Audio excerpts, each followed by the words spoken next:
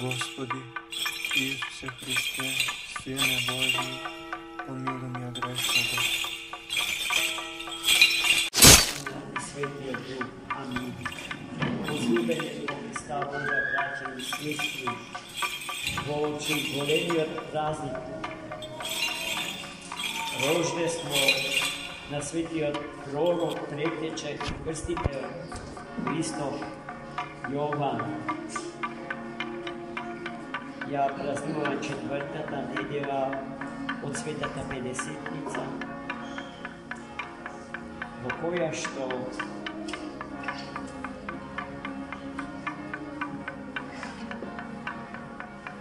станува збор за тоа дека верата Христова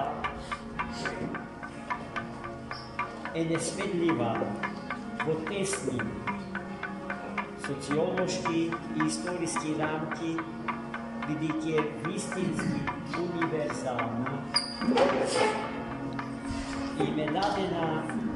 и му е дадена на целото човештво, а до неа целото човештво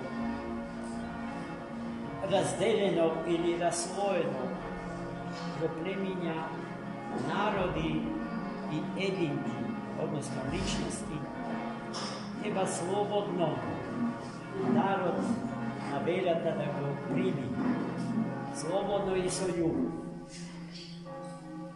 Денешното свето Евангелие ни зборува токму за тоа да се сетиме на клучните зборови што Христос денеска му ги упати на главниот евангелски јунак,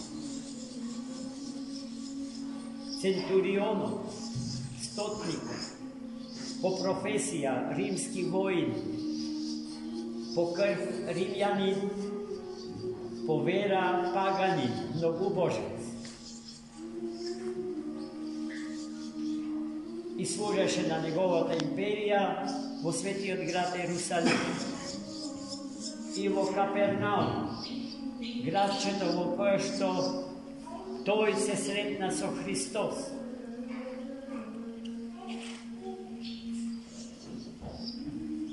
Зборовите што Христос му ги упати на овој човек, кој што, ќе повторам, не му припаѓаше на избраниот народ Божи, стариот Израил, беа дека верата што тој ја исповедаше не ја видел, не ја сретна и во избраниот народ Божи, стариот Израил. И со тоа ги искрши зидовите, контурите, во кои што некој сакаше верата Христова да ја приватизира, да ја направи собственост на само еден народ. Христос на тој ист народ покажа дека неговата историска улога е одиграна, завршена. И дека во Црквата Божја има место за сите народи, за сите луѓе кои што живеат на планетата Земја, а живеат само затоа што дарот на животот им е од Бога даден на сите, од едниот Бог и од едниот извор на животот, сите цркнале и заживеа.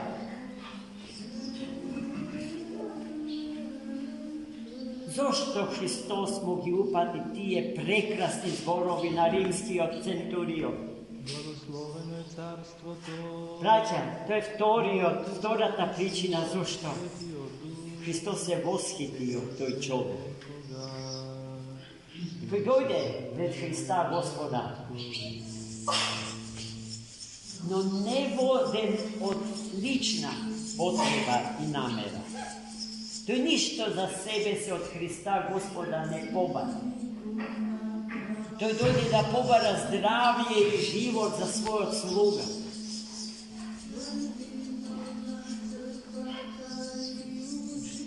Христос кога ја виде неговата несебичност и силна вера му ги упати зборовите. Уште веднаш ќе дојдам во твојот дом, за да го излечам твојот слуг. И гледајте, сега се случува уште еден пресват. Тој кој што моли здраве и живот за својот слуга, не сомневајќи се во силата Господња Христова, сега пак го моли да не доаѓа во неговиот дом, бидејќи не се достојни да го примат под кровот на истина.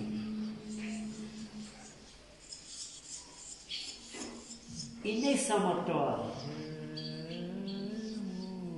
туку воинот сметаше дека Господарот на животот, на секое добро и на човечкото здравје не мора да доаѓа во неговиот дом, бидејќи тоа што во домот него би го направил, може да го направи и на местото на кое што сега, во моментот кога разговара, може да го. И затоа извлече еден пример од војската на која што и служеше. Јас имам надредени и подредени. Ама кога на подредените ќе им кажам, дојдите овде, тие доаѓаат, или одите таму, тие одат таму. А кога на слугата ќе му кажам, направи го ова, тој го прави. Без поговор. Откривајќи ја својата вера дека и Христос може истото да го направи со неговиот слуга и да ја оттргне, да ја елиминира причината за неговата смртна болест.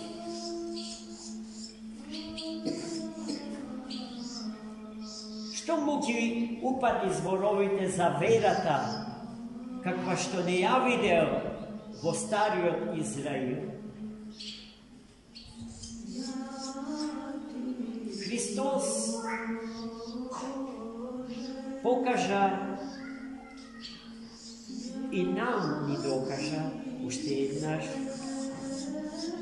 дека Светата Црква Божја негова ќе биде составена не само од членови на стариот Израил, туку и од народи од исток и од запад, кои што не знаат и не исповедаат вера во едниот Бог, ќе го познаат него едниот Бог,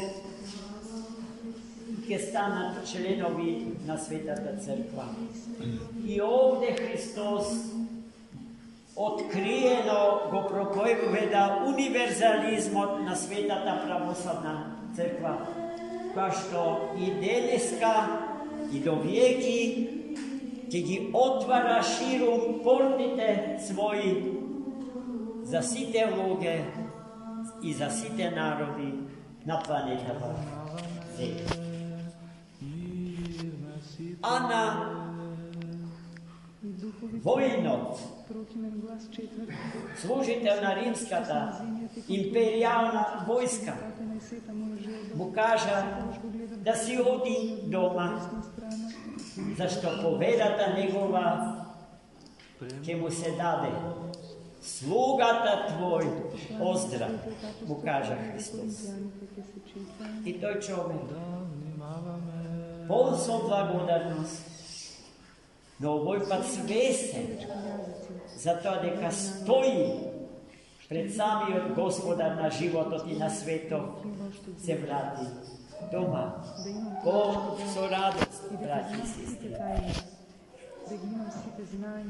Радоста произлегува од средбата со вистината.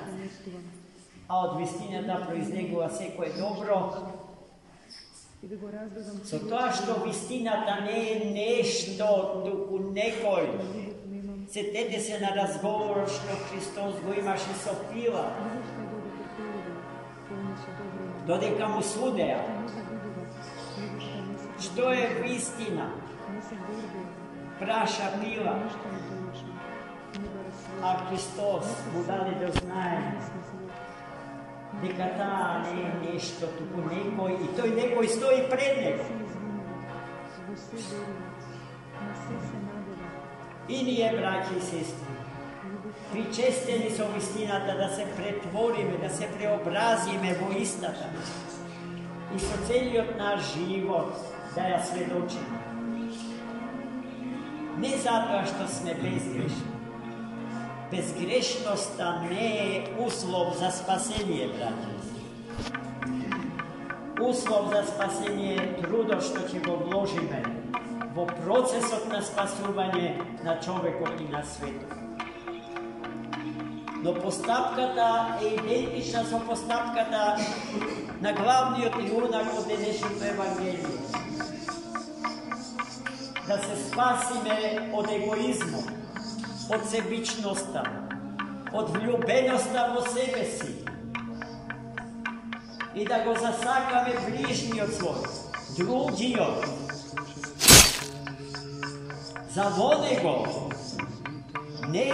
сполајмо да го познаеме. Животодавецот и Спасител, Христос. И така, сите заедно, жртвувајќи се едни за други за Христа Господа, да влеземе низ портите на вечноста, во царството на Троениот Бог. Амин. Господи Исусе Христе, Сине Божий, помилуй меня грешного.